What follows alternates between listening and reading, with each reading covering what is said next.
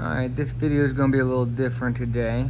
Instead of doing a full review, I'd like to focus in on the engine of this brand new carbonized gray 2023 Ford F-150 XLT.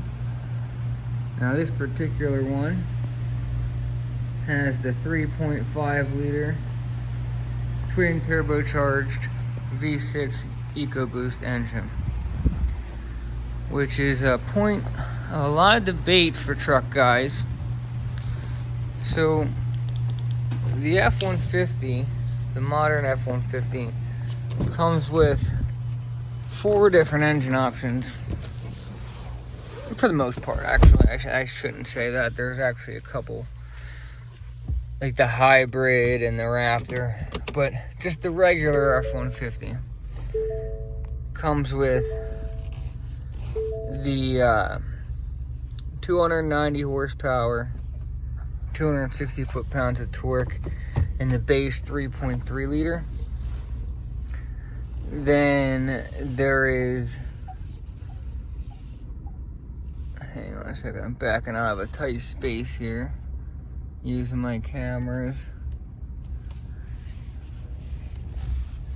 Then there is the 2.7 liter, which is a twin turbocharged EcoBoost as well, that makes 325 horsepower. Those parking sensors really come in handy as well. And the 2.7 liter makes 400 foot-pounds of torque. So those are the 2 lower level engines. Then there's a lot of debate about which engine is the range topping engine, what they call the range topping. You've probably heard this term used with trim levels. For example, the highest trim level on a vehicle is called the range topper. But when it comes to the F-150 XLT, no one can really agree, and have never been able to really agree, on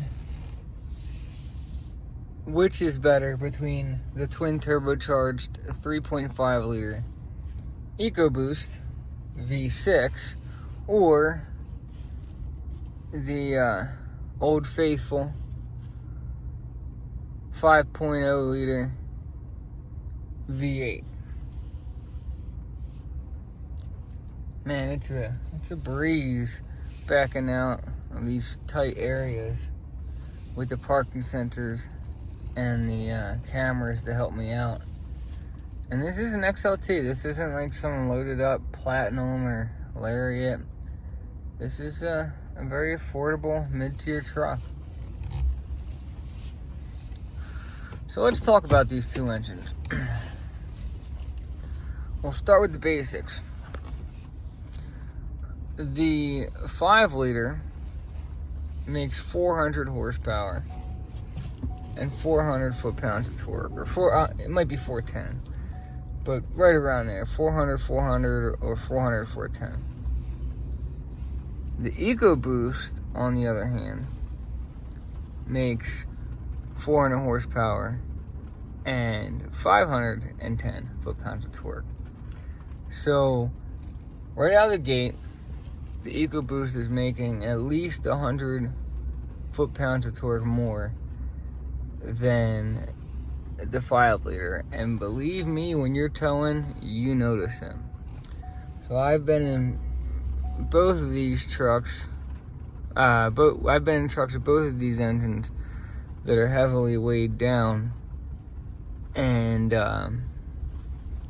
you know, the 5 liter definitely pulls its weight. It's not a weak engine by any stretch. I mean, 400 horsepower, 400 foot-pounds of torque, that's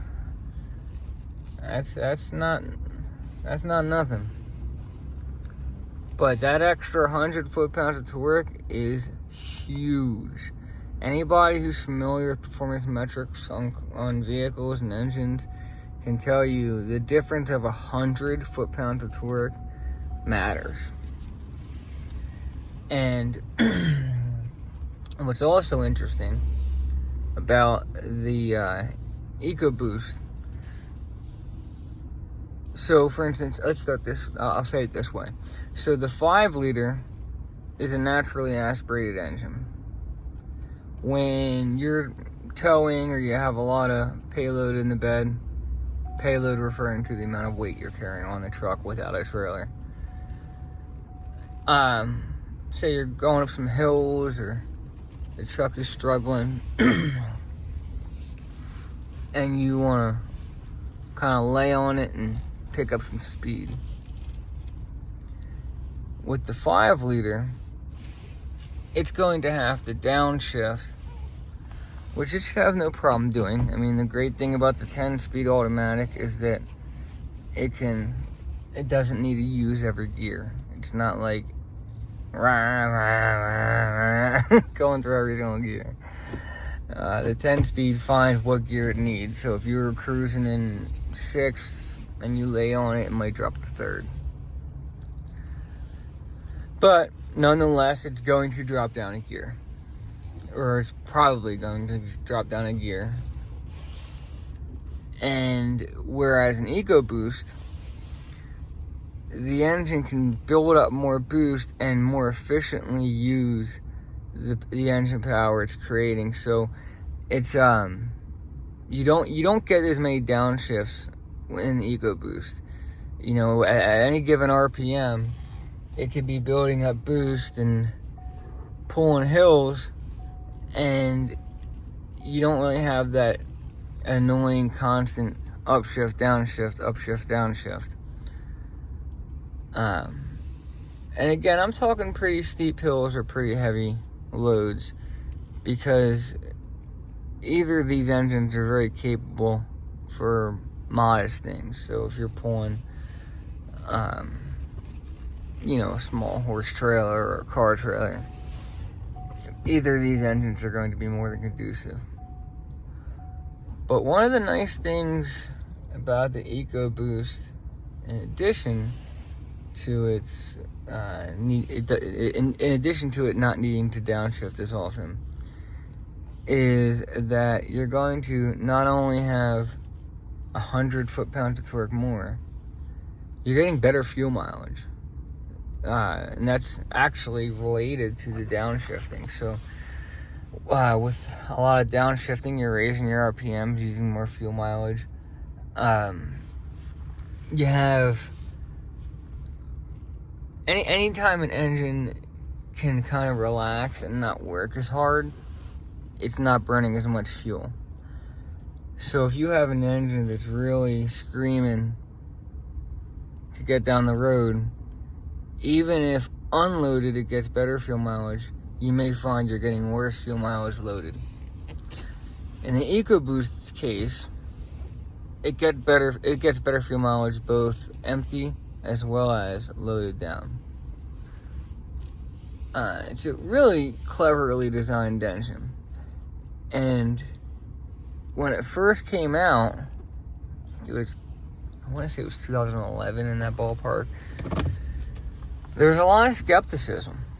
A lot of people, said it's, the trucks shouldn't have turbochargers, and, the 5 liter's been around forever, and people were accusing it of not being able to be as reliable as the 5 liter. But that has clearly not panned out. In fact, they're pretty neck and neck, but if there's any disparity at all between the reliability, it actually leans slightly towards the 3.5 being more reliable, which is really surprising given that, turbocharger has more moving parts and things like that.